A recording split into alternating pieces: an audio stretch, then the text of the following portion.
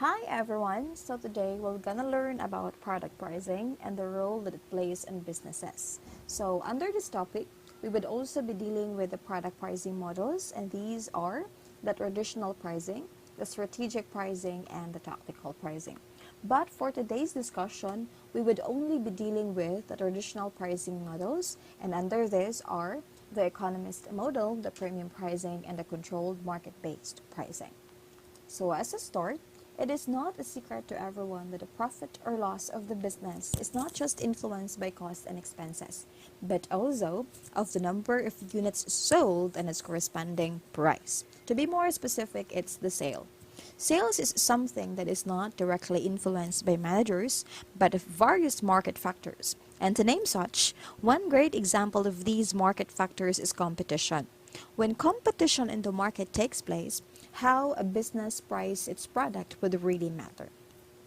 As a scenario, consider that if the product price is too low, it may cause an unfavorable effects on the part of the company and to the other companies in the industry as well.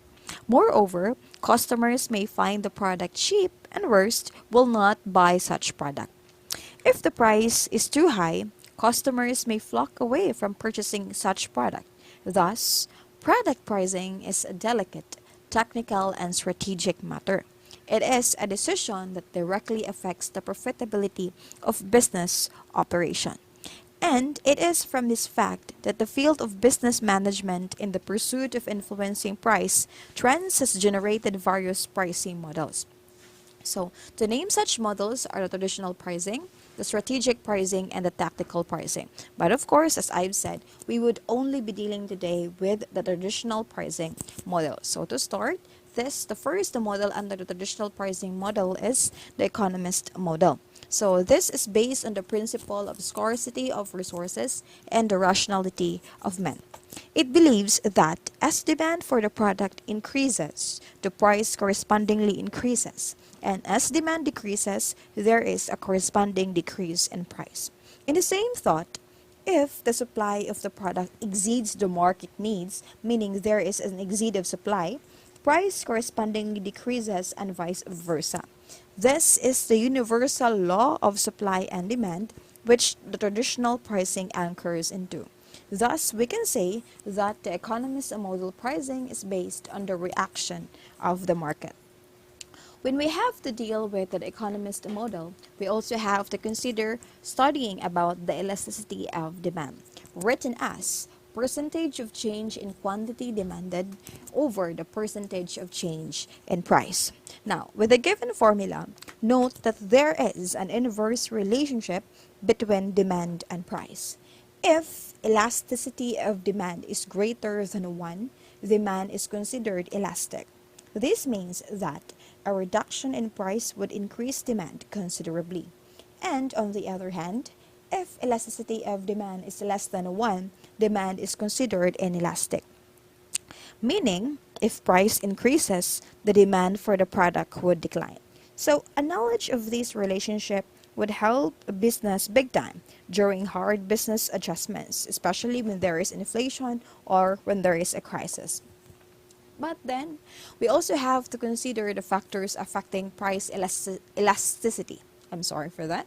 We also have to consider these factors, starting with the market definition and the competition and product availability. So these would cause price to drop down or up depending on circumstances.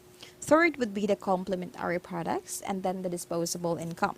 So this plays a big role as this determines the capability of the customer to purchase. In the short way, disposable income of the customer gives the customer the purchasing power when it comes to the product. And then the fifth would be the product necessity and of course the consumer habits. So to further understand what this elasticity of demand, we have here a sample problem. So these are the results that were tabulated with respect to the relationship of changes in price and units sold with respect to product moves. So we are going to use this information for us to know the elasticity of demand as per required by the sample problem. So in the next slide, we would be dealing with the solutions or the discussions with regards to the elasticity of demand of the product moves. So using such example and data from the example and using the formula for the elasticity of demand, that would be percentage A in quantity demanded over the percentage A in unit sales price. So the percentage A in quantity demanded would be 18.18%. So that's coming from the product A of 20 divided by 110 average. So that gives you 18.18%. Please refer to the sample problem and the data. You can find all the data in there. I only substituted according to the formula. And then we have to divide 18.18% by negative 28.57. That is coming from the negative 500 over the average of 1,750. So that gives you negative 28.57. So performing operations, we would get negative 64 elastic.